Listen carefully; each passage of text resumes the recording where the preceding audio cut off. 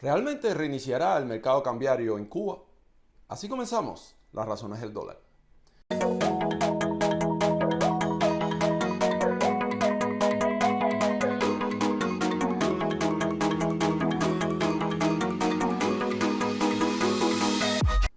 Finalmente, hoy 4 de agosto se puso en práctica la compra de divisas a un precio económicamente fundamentado.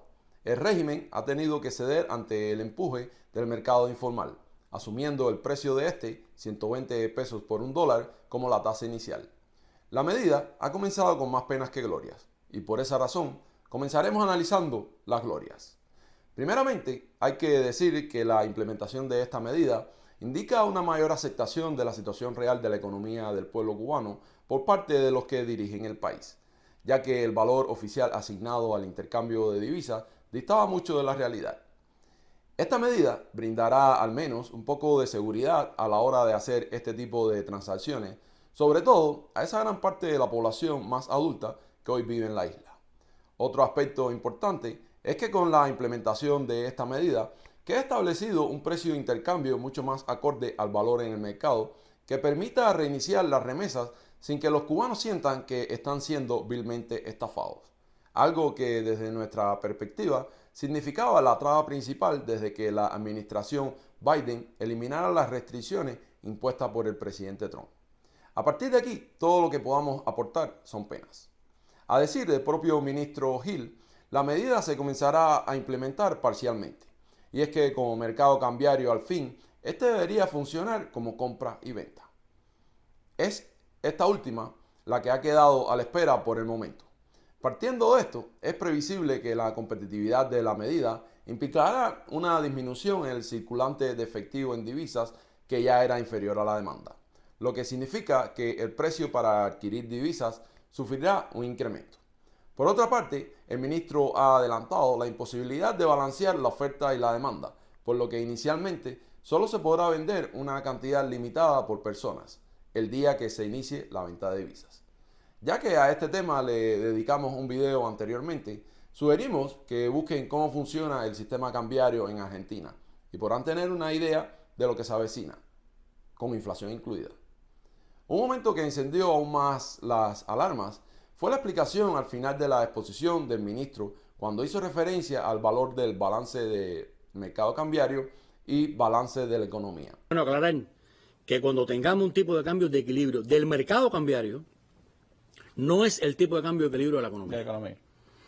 Porque es un tipo de cambio que va a equilibrar las transacciones de ese mercado cambiario, que tiene un determinado nivel de fuente y tiene una determinada demanda.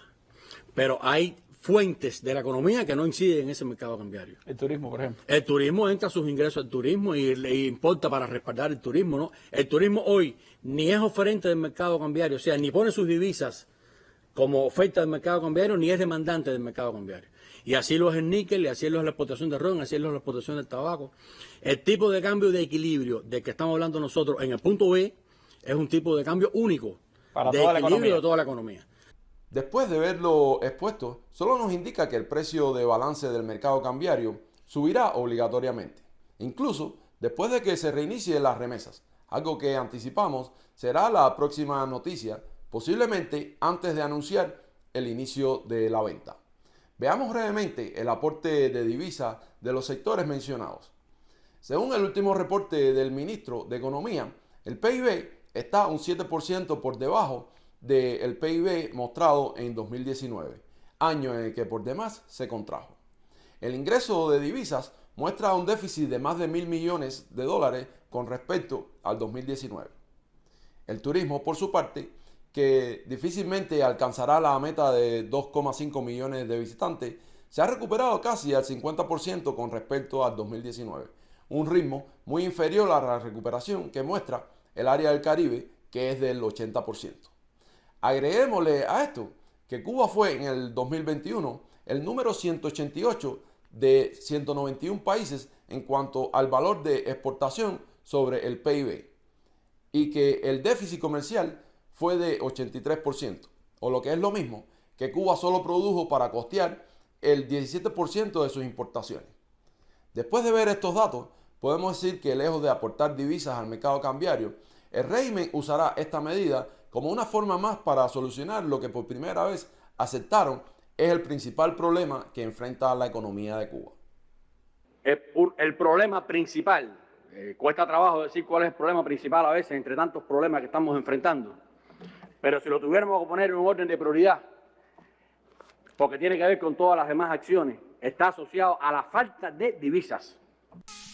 Desde este espacio, seguimos anticipando un continuo incremento en el precio del dólar en Cuba, ya que la demanda se mantendrá muy alta por parte del Estado para cubrir sus necesidades de importación y por parte del pueblo ahora mismo para emigrar, pero que pronto se sumará la importación de mercancías impulsada por las nuevas reformas de la aduana.